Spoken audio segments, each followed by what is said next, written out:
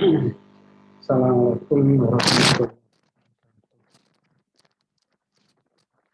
Kembali pada pelajaran fisika. Paparan pada hari ini materi yang berikutnya yaitu gelombang elektromagnetik. Anak-anak, persiapkan diri Anda untuk kegiatan pembelajaran hari ini.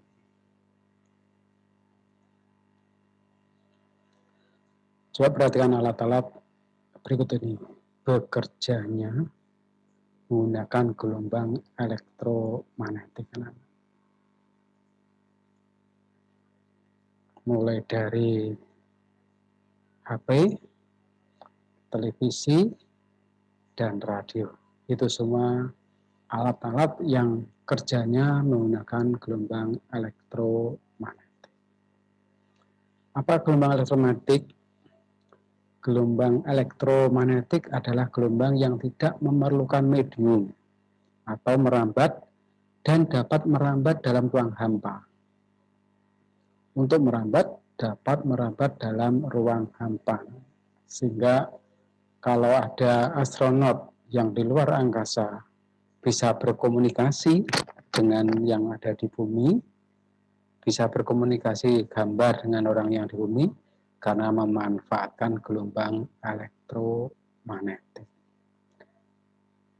Beberapa percobaan gelombang elektromagnetik, percobaan Ørsted yang menghasilkan membuktikan bahwa arus listrik dalam konduktor menghasilkan medan magnet. Kemudian percobaan Faraday berhasil membuktikan batang konduktor yang menghasilkan gigi induksi pada kedua ujungnya bila memotong medan magnet. Kemudian yang terakhir, percobaan Faraday yang menunjukkan perubahan flux magnet pada kumparan menghasilkan arus induksi dalam kumparan tersebut. Dari tiga percobaan ini, kemudian oleh Maxwell dikembangkan yang dibuktikan bahwa menemukan hasil gelombang radio dan menentukan kelajuannya. Yang luar biasa, Maxwell. Apa gelombang elektromagnetik? Gelombang elektromagnetik adalah dibentuk dari perubahan medan magnet yang biru, diwarnakan yang biru. Kemudian yang merah ini adalah gelombang elektromagnetik. Gelombang ini saling tegak lurus, berubah-ubah dua. Pada ujung ini berubah-ubah mengalir atau tar ke seluruh ruangan. Sehingga pada dasarnya adalah gelombang elektromagnetik itu terbentuk dari perubahan medan magnet dan medan listrik yang berubah-ubah yang merambat ke ruangan. Sifat gelombang elektromagnetik gelombang elektromagnetik dapat merambat dalam ruang hampa atau tanpa medium tadi. Merupakan gelombang transversal. Ini kalau kita hubungkan dengan materi kelas 11. Tidak memiliki muatan listrik sehingga bergerak lurus dalam medan magnet maupun medan listrik. Berarti tidak dibelokkan oleh medan magnet dan medan listrik. Dapat mengalami pemantulan atau refleksi, pembiasan atau refraksi, pembelokan artinya, perpaduan atau interferensi, pelenturan, difraksi, dan pengutupan atau polarisasi. Semua itu sudah dibahas di kelas 11 kemarin. Perubahan medan listrik dan medan magnet terjadi bersamaan sehingga medan listrik dan medan magnet sefase dan berbanding lurus. Spektrum gelombang elektromagnetik adalah rentang atau pembagian semua radiasi elektromagnetik yang mungkin yang dapat diukur dari frekuensi panjang gelombang dan energi foton yang terkandung. Ini pengelompokannya, yang paling ujung kanan adalah gelombang radio. Ini long radio wave, gelombang radio panjang, kemudian radio AM, radio FM, kemudian microwave, gelombang mikro, kemudian inframerah atau IR infrared, baru gelombang tampak. Gelombang tampak, gelombang yang kita kenal dengan Mejiku, hijau, merah, hingga kuning, hijau, biru, dan ungu.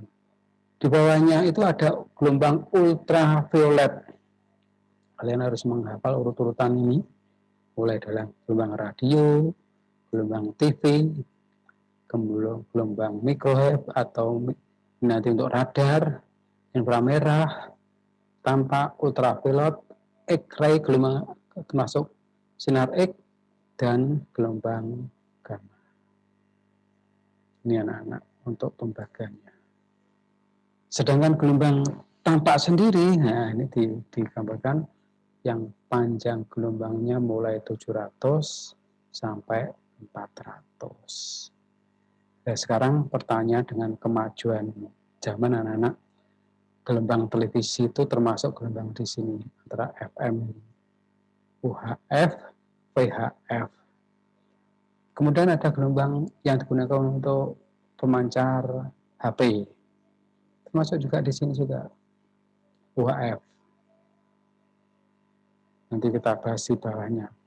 Apalagi sekarang rame-rame dibahas tentang gelombang 4G. Televisi dirubah menjadi bukan UHF tetapi gelombang digital. Pemanfaatan gelombang UHF dimasukkan gelombang digital semata-mata untuk mengatur pembagian gelombang itu biar bisa dimanfaatkan sepenuhnya. Nah, kalau gelombang 4G nanti untuk HP, teknologi yang semakin canggih, itu nanti menggunakan 2,3 giga. Nah, di situ ada beberapa hal yang mungkin dipersiapkan oleh Indonesia. Jarak antar antena pemancar HP itu tidak lebih dari 300 meter. Sehingga kalau kita yang di desa mungkin agak lambat, tetapi kalau di kota jarak-jarak itu sudah terdekat sehingga tidak banyak menggunakan pemancar yang dari gedung ke gedung itu bisa. Nah itu rame-rame sebentar lagi ini adalah gelombang 4G, ya bertahap lah mungkin di wilayah Prambon, Nganjuk, itu mungkin mulai dari perkotaan dulu. Selanjutnya, spektrum gelombang elektromagnetik yang pertama tadi kita bahas gelombang radio. Jangkauan frekuensi sangat luas, memiliki dua jenis amplitudo yaitu AM, radio AM, amplitudo modulasi, dan FM. Frekuensi modulasi jangkauannya agak sempit. Nah, di sini nanti sebenarnya termasuk di bawah di antara ini adalah gelombang yang digunakan untuk HP itu anak. Berikutnya gelombang mikro. Digunakan untuk alat elektronik, alat komunikasi, dan alat memasok oven dan radar. Namun kelemahannya di sini, dia hanya memasarkan tidak boleh belok, tidak boleh terhalang, harus lurus. Sehingga kalau kita punya radar untuk mendeteksi pesawat, maka antara pesawat dengan radarnya tidak boleh terhalang. Berikutnya ketika sinar inframerah sebelum sinar tampak dihasilkan oleh molekul dan benda panas, digunakan di bidang industri, medis, dan astronomi termasuk pemotretan bumi dari satelit. Inframerah kalau ada kamera CCTV, ada kameranya berarti menggunakan sinar inframerah. Kemudian berikutnya sinar tampak. Setelah sinar inframerah, sinar tampak adalah sinar yang dapat membantu penglihatan kita. Perbedaan frekuensi cahaya menimbulkan spektrum warna cahaya. Sehingga kalau kita dengan Mejiku hibimium itu karena frekuensinya yang berbeda. Berikutnya sinar ultraviolet.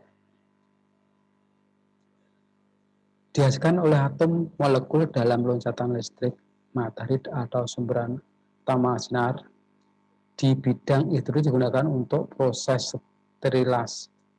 sterilisasi, sehingga kalau alat-alat medis supaya steril gunakan sinar ultraviolet. Bahkan kalau ingat rumah sakit yang ada pasien COVID-nya, kemudian kemarin itu ada robot yang memberikan sinar ultraviolet, harapannya virus dalam ruangan itu akan mati. Itu cara pemanfaatan sinar ultraviolet. Namun anak-anak, kita tidak boleh kena langsung sinar ultraviolet, tentunya merusak kulit dan sebagainya. Sinar X yang kita kenal dengan Röntgen, sesuai dengan namanya, sinar ini dihasilkan akibat tumbukan elektron yang berkecepatan tinggi di permukaan logam. Di bidang kedokteran untuk mendiagnosa terapi medis, untuk memotret tulang. Sinar X digunakan untuk analisis struktur bahan, ya tidak hanya untuk Röntgen saja. Terakhir, sinar gamma merupakan gelombang elektromagnetik dengan panjang gelombang terpendek dengan frekuensi tertinggi, dihasilkan dari inti atom yang tidak stabil maupun sinar kosmis. Daya tembusnya sangat luar biasa, sehingga kalau dari urutan dari mulai radio, gelombang TV, dan seterusnya tadi, daya tembus paling besar adalah yang paling bawah. Tapi jangkauan paling besar adalah yang paling atas, yaitu radio AM tadi. Kemudian kalau kita analisis radio AM, TV, kemudian radio FM, ini pembagiannya gelombang. Semuanya menggunakan gelombang elektromagnetik. Sekarang satu persatu. Radio adalah bentuk level energi elektromagnetik terendah dengan kisaran panjang gelombang dari ribuan kilometer sampai kurang dari 1 meter. Sehingga kalau ada radio AM, FM, ini kalau FM segini. Ini pemanfaatnya ada ELH. Ini semuanya adalah pembagian gelombangnya. Ada VHF, UHF, frekuensinya sekian, 300 sampai 3000 MHz, jarak panjang gelombangnya 1 meter sampai 100 meter, dan seterusnya. Bentuk gelombang yang dipancarkan. Gelombang sinar, kemudian yang ini adalah amplitudo modulasi. Kalau ada radio AM, berarti adalah sinar gelombang dari suara dipadukan dengan gelombang elektromagnetik, namanya ini gelombang amplitudo modulasi. Kemudian kalau FM, frekuensinya digabungkan. Kalau ini tadi amplitudonya yang digabungkan. Ini perbedaan gelombang AM dengan tadi satunya adalah FM. Di mana orang bekerja dengan gelombang FM adalah pintu, Bapak penemu radio FM, sinyal suara tidak dapat langsung dipancarkan karena sinyal suara bukan gelombang elektromagnetik. Sinyal-sinyal suara tersebut diubah menjadi gelombang elektromagnetik, kemudian dititipkan atau dipadukan dengan gelombang radio. Penggabungannya ada dua, cara amplitudo modulasi, atau juga yang satunya adalah frekuensi modulasi. Bedanya tentunya suaranya lebih jelas FM daripada AM. Nah, semakin ke bawah tentunya frekuensinya semakin baik.